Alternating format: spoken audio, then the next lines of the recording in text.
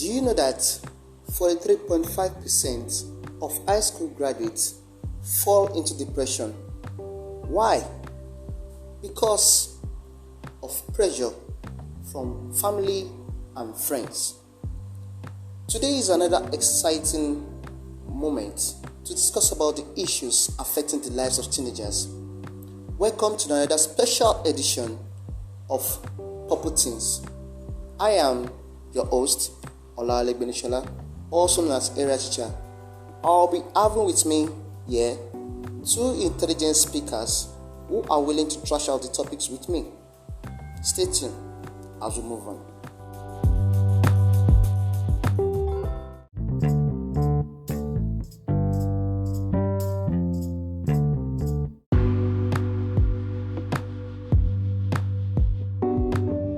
Hi everyone, my name is Blessing Bolaji.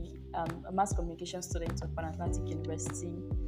I'm a girl child advocate, an FYG, happy vibe ambassador, a content writer. Yeah, I'm me. So today we are going to be talking about a very interesting topic: after school stress. Before we get to the gist of the topic, I also have a very beautiful, you may not see her, but you know she's beautiful by her voice. A very beautiful classmate of mine. So please introduce yourself. Okay. My name is Cynthia Tigiri. I'm also a mass communicator or a mass communication student and a Pan Atlantic University student also as well.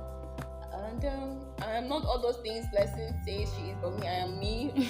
That is all I can give you for now. I am me, so here I am. Okay, so this is going to be more or less of a discussion, so expect. So we noticed that in Africa, especially in this part of Africa, in Nigeria, after school, our parents, our friends, mentors, almost everybody expects to see you in school, in university, doing good things and all those stuff. But then you write jam you once, twice, 3 times before you know you are staying at home, and then you see your friends posting their matriculation pictures, graduation pictures and everything. I just keep wondering. Exactly. I just keep wondering, geez, what's wrong with me? So this stress, how are we able to deal with it? So what's your say about this? After school stress. I think that phobia, it's a phobia at the same time. It's a stress, it's a pressure. Exactly. For me, it's a pressure because it happens to every one of us. Like, it comes in different forms, in different ways. Some people want it very subtle. Some people want it like it's very pronounced. For me, it was in between, but it was getting too pronounced. But with God, we passed through it. So starting from my own journey now of after school pressure, like I finished way back years, like 2018. I finished 2017, and I stayed at home for a year to 2018. So that 1 year, now I was seeing my mates. There was nobody staying at home, but me, I was at home, and then everyone was doing something. Like when you check status, you see people posting, and you are just there idle, and you're like, what is happening to me? Why am I not like moving forward like every other person? Like, and I was asking myself questions upon questions, and then my family told me like, hold on, we're working on something for you. Maybe you should go for computer lessons and that's how I found myself. 1 year, I'm still sitting at home. One of my classmates, she has entered classroom. The other one entered uni lab. The other one was working in one was it factuals? I don't know. She was doing something, and I was just there. And then sometimes then your parents now come and ask you, so you come, what are you going to do? Exactly. And you be asking yourself, but I want to do this thing, but they will not let you do it. That that kind of thing now that they'll hold you back. At the same time, that's still the one asking you, okay, so what is the next step? What's the next move? You become so perplexed and so confused. So that's how I found myself for a year. So deciding what will I do. I told him I want to go to school, and at that point there wasn't really a means for me to go to school. So we have to devise a way. So in the meantime, what will you do? So this is how I was. So since my parents were not hearing me, I went to Ghana for something else to do. So for me, I also spent a gap year too, and I would say it was partly my fault and partly Jam's fault as well. So, so after secondary school, I wrote Jam. Yeah, like I was even pushed to write the jam because I didn't want to write the jam. I felt like spending a gap year at home is actually fun. Like you get Fun. like you get to do some things that you really like doing. Maybe just improve on your passions, your interests before school. So that was like mainly my idea then. So I felt like okay, my gap year I was spend it doing something I love doing, computer programming, writing, and all those stuff. But then I finally wrote jam and I got a good score in jam. Then the school I chose then, I don't want to mention the school.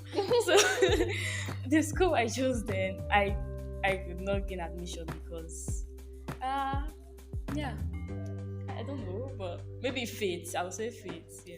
So and everything. So then I noticed that after everything, I would just keep on seeing posts from my friends, people that were like, no. And some of my seniors, they would just keep on asking, "That's not far.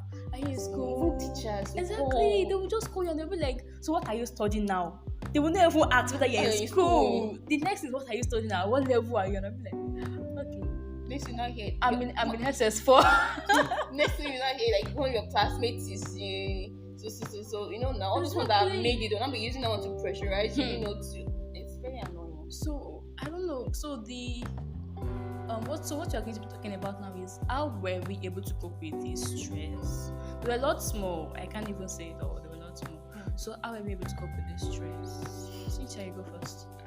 Okay, for me, how I was to cope with the stress was to first of all, I set a plan for myself what I actually wanted, and then people will say prayer, but it's not cliche, but honestly, it's prayer because it's God that pushes your motion forward. Exactly. So that's what I did. I prayed, and when I say I cried to my father that will hear me, not my father that will tell me something else. The father that will hear me is when I prayed. But then, apart from prayer, what I did was like I had a plan. Okay, first of all, we don't have the means. Okay, then what else do I want? So I found out that during that my one gap year, I had this before, but then that one gap year, it became something that was making sense for me actually. So which was hospitality catering, and then somehow, my brother brought up a flyer that he saw one school, saw something being girls, and I went into it. So apart from that, so that was like a set goal. Okay, since this plan A will not work, have a plan B.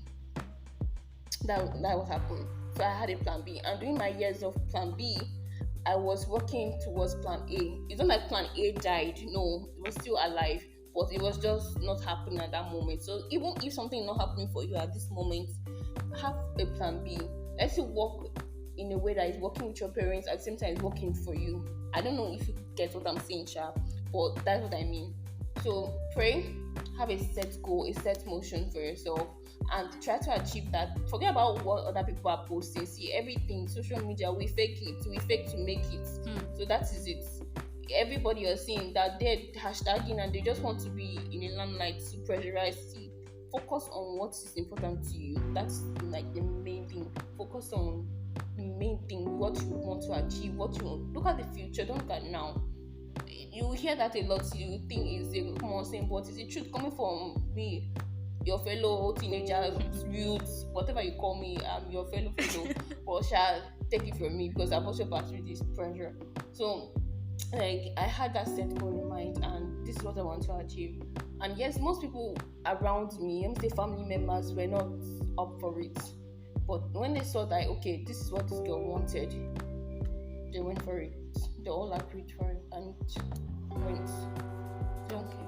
So I totally agree with what she has said. But in addition, so during those times, I attended online courses. Yeah, I also did that. Yeah. So there's this online school. It's just like the National Open University of Nigeria, but this one is an American accredited university. It's University of the People. So I felt like, okay, since even what I love doing, I could not do it because of school stress and everything. I felt, let me just diversify, and that was how I started my journey into computer science programming. So during those times, I attended courses on how to program using. Wait, is it free?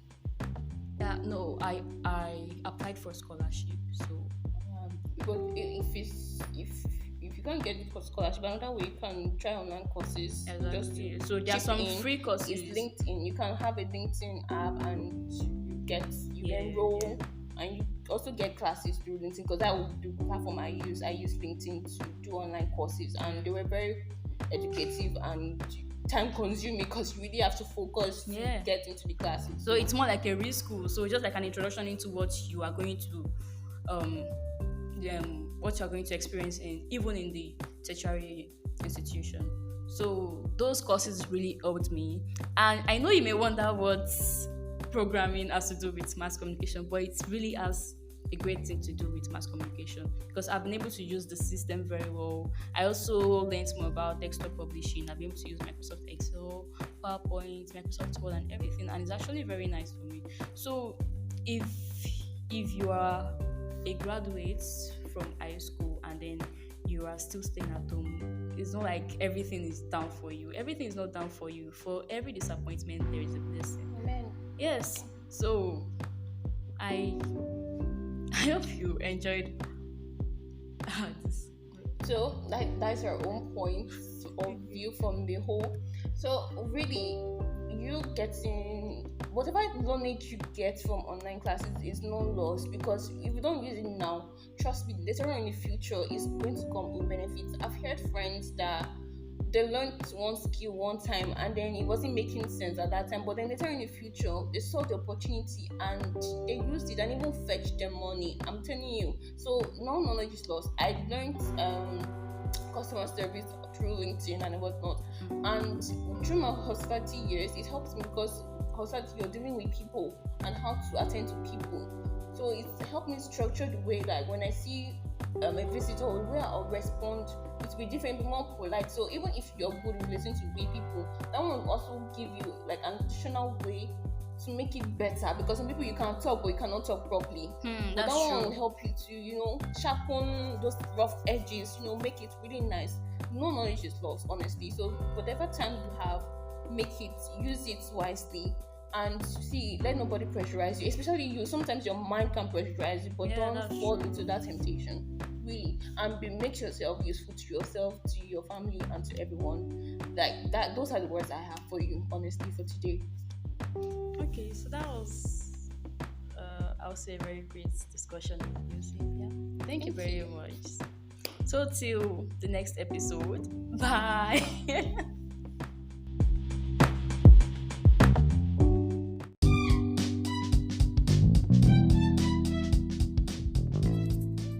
I hope you enjoyed the conversation between Ms. Blessing Bolaji and Ms. Cynthia Tigri, where they talk about stress and pressure experienced by high school graduates from their parents, from their families and friends, and how they were able to handle it.